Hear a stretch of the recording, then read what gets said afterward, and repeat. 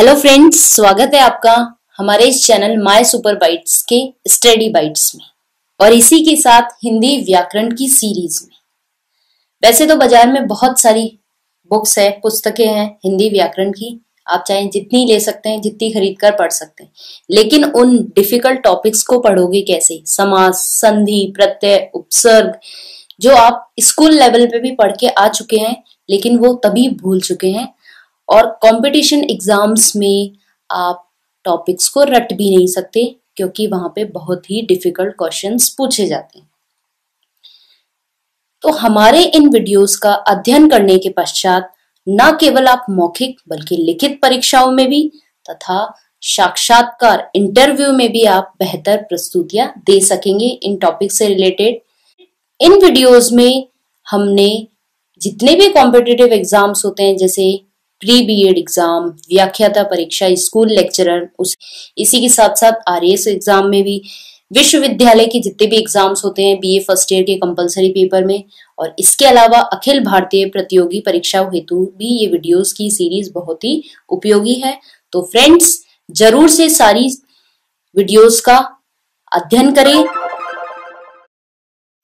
आज के इस वीडियो का हमारा टॉपिक है समास, जो कि एग्जाम की दृष्टि से बहुत ही महत्वपूर्ण टॉपिक है। तो आज हम अध्ययन करेंगे समास के बारे में। सबसे पहले तो हम ये जानते हैं कि समास होता क्या है। समास जब भी दो या दो से अधिक शब्दों या पदों को मिलाकर नया शब्द बनाया जाए तो इस प्रक्रिया को समास कहते हैं। दो शब्द या दो पद को मिलाकर जब एक नया शब्द बनाया जाता है उसको समास कहते हैं। समास का अर्थ होता है संक्षिप्तीकरण करना, छोटा करना। समास शब्द में जो प्रथम पद होता है उसे पूर्व पद कहते हैं। ज्यादातर समास में दो पद होते हैं, तो प्रथम पद को पूर्व पद और द्वितीय पद को उत्तर पद या अंतिम पद कहते हैं। समास के मुख्यतः 6 भेद होते हैं, जो इस प्रकार से हैं: द्विगु समास, द्वंद्व समास, बहुव्रीहि समास, कर्मधारय समास, अव्ययी भाव समास और तत्पुरुष समास। तो सबसे पहले हम बात करते हैं द्विगु समास के बारे में कि द्विगु समास क्या होता है। द्विगु समास, इस समास में पहला पद संख्यावाची होता है, कोई संख्या होती है, और दोनों ही पद हमेशा एक समूह का बोध करवाते हैं, एक ग्रुप का। जैसे एक उदाहरण से मैं आपको समझाती हूं। चौराहा, चौराहा, आपको दिख रहा है इसमें पहला पद संख्यावाची, चार, जिसका मतलब होता है चार, चार रस्तों का संगम। इसी तरीके से दूसरा उदाहरण है नवरत्न, नवरत्न, नव, पहला पद संख्यावाची, 9 रत्नों का समूह। सप्ताह, सप, 7 दिन के लिए, 7 दिनों का समूह। तिरंगा, ती, पहला पद संख्यावाची, तिरंगा, 3 रंगों का समूह। द्विगु समास में पूर्व पद, प्रथम पद संख्यावाची तथा उत्तर पद कोई संज्ञा होता है तथा दोनों ही पद किसका बोध करवाते हैं? एक समूह का। इसे द्विगु समास कहते हैं। दूसरा समास आता है द्वंद्व समास। द्वंद्व समास में दोनों ही पद प्रधान होते हैं, और दोनों ही पद प्रधान होते हैं तो दोनों ही पद अपना अपना अलग अलग अर्थ देते हैं या प्रकट करते हैं। ज्यादातर इस समास के दोनों पदों के मध्य या अथवा आदि शब्दों का उपयोग होता है, जो कि समास में लोप हो जाता है। जैसे उदाहरण देखते हैं हम, माँ बाप, तो इसका हो गया माँ और बाप। जला भुना, जला और भुना। दूध रोटी, दूध और रोटी। फल फूल, फल और फूल। हानि लाभ, हानि या लाभ। तो आपने देखा इसमें और या शब्दों का लोप था जब समास में। तो ध्यान रखना है, दोनों इस समास में दोनों पदों की प्रधानता होती है। दोनों पद किसी भी संज्ञा या संज्ञा समूह का बोध कराते हैं। इसके बाद बात करते हैं बहुव्रीहि समास। इस समास में ना तो कोई पूर्व पद और ना ही कोई उत्तर पद प्रधान होता है। कोई भी पद की प्रधानता नहीं होती है, बल्कि उन दोनों पदों से, उस समस पद में से ही एक अन्य पद निकलता है जो कि प्रधान होता है। यानी पूरा वो समस्त पद कोई तीसरा ही अर्थ देता है, वह प्रधान होता है। तो हमें उदाहरण के द्वारा समझते हैं। सबसे पहले उदाहरण है पीतांबर। पीतांबर, पीले है वस्त्र जिनके, दोनों पद से तीसरा ही अर्थ जो प्रधानता निकली है वो है पीले है वस्त्र जिनके कृष्ण, तो ये पद प्रधान हो गया। त्रिलोचन, तीन है नेत्र जिनके शिव, तीसरा पद। मुरारी, मूर का शत्रु है जो श्री कृष्ण। इस तरीके से उदाहरणों में तीसरा ही पद प्रधान निकला है। तो ये बहुव्रीहि समास की खासियत है कि इसमें कोई भी पद प्रधान नहीं होता है, तीसरा ही, दोनों पद मिलकर एक अन्य अर्थ देते हैं, वो अन्य अर्थ ही प्रधान होता है। इसके बाद बात करते हैं हम कर्मधारय समास की। ये पहले तत्पुरुष का ही भाग हुआ करता था। इस समास में दूसरा पद प्रधान होता है तथा इस समास में प्रथम पद विशेषण होता है हमेशा और द्वितीय पद विशेष्य, या ये कह ले प्रथम पद उपमेय होता है, द्वितीय पद उपमान। इसके समास विग्रह में ज्यादातर जो, के समान इत्यादि शब्दों का उपयोग किया जाता है। अब कैसे पहचान में लाए कि विशेषण विशेष्य कैसे हैं? तो विशेषण वह होता है जिसके द्वारा तुलना की जाए और विशेष्य जिसकी तुलना की जाए। जैसे एक उदाहरण के द्वारा समझते हैं। कमल नयन, कमल के समान नयन, विशेषण या उपमान कमल है और उपमेय या विशेष्य नयन है। कैसे?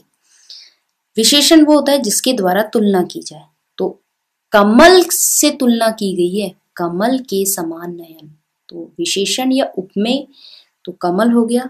और जिसकी तुलना की जाए, किसकी तुलना की गई है? नयनों की, तो वो हो गया नयन, क्या हो गया? उपमेय। मंद बुद्धि, मंद है जिसकी बुद्धि। इसी प्रकार महर्षि, महान है जो ऋषि, महानता को। पीत सागर, पीला है जो सागर। तो आप देख सकते हैं कि इनके बीच में विग्रह में ज्यादातर है, जो, के समान शब्दों का उपयोग किया गया है। इसी प्रकार अगले समास की चर्चा करते हैं, वह है अव्ययी भाव समास। नाम से ही पता चल रहा है कि इस समास में प्रथम पद अव्यय होता है और वही अव्यय शब्द ही प्रधान भी होता है। अब अव्यय क्या होता है? अव्यय वह शब्द होता है जिसका रूप हमेशा एक सा रहता है। उस शब्द पर, उस अव्यय शब्द पर कभी भी लिंग, वचन या कारक का प्रभाव नहीं पड़ता है। जैसे देखते हैं, उदाहरण है यथाशक्ति, यथा अवयव है, शक्ति लिंग वचन कारक का कोई प्रभाव नहीं पड़ेगा इस पे।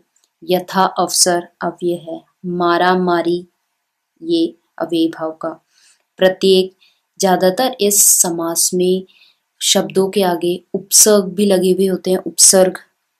जैसे प्रत्येक, प्रति प्लस एक, प्रति उपसर्ग। प्रतिदिन, प्रति उपसर्ग। अत्याचार, अति उपसर्ग, अति प्लस आचार। हाथोहाथ, व्यर्थ, वी उपसर्ग, वी प्लस अर्थ। इस तरीके के शब्द अव्ययी भाव समास में आते हैं। इसके बाद अगला समास है तत्पुरुष समास। तत्पुरुष समास, इस समास में द्वितीय पद मतलब उत्तर पद प्रधान होता है, लेकिन दोनों ही पदों के मध्य कारक चिन्ह लगे होते हैं समास विग्रह के समय हमें पता चलता है, लेकिन समास में उनका लोप हो जाता है। अब कारक चिन्ह मेन 8 होते हैं मुख्यतः, लेकिन इस समास में कर्ता और संबोधन कारक को छोड़कर शेष कारकों का उपयोग होता है। तो कारकों के अनुसार तत्पुरुष के 6 होते हैं मुख्यतः भेद। ध्यान रखें, कर्ता और संबोधन कारक का इस समास में उपयोग नहीं किया जाता है। सबसे पहले बात करते हैं कर्म तत्पुरुष, जिसका चिन्ह होता है को।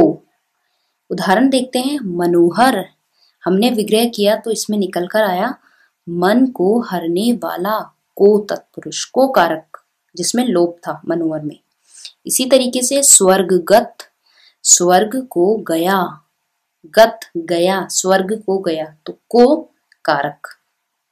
उसके बाद करण तत्पुरुष, जिसका कारक चिन्ह होता है से या के द्वारा। उदाहरण, रत्न जड़ित, रत्न से जड़ित, से कारक। रेखांकित, रेखा के द्वारा अंकित, के द्वारा कारक का लोप रेखांकित में। इसके बाद संप्रदान तत्पुरुष, जिसका कारक चिन्ह होता है के लिए। यज्ञशाला, यज्ञ के लिए, शाला, तो के लिए कारक देख सकते हैं आप संप्रदान तत्पुरुष के लिए। इसके बाद अपादान तत्पुरुष, जिसका कारक चिन्ह होता है से पहले भी आ चुका है करण तत्पुरुष में, लेकिन से यहां होता है अलग होने के अर्थ में, कोई चीज अलग हो रही है। जैसे आप देख सकते हैं ऋण मुक्त, ऋण से मुक्त, अलग हो रहा है।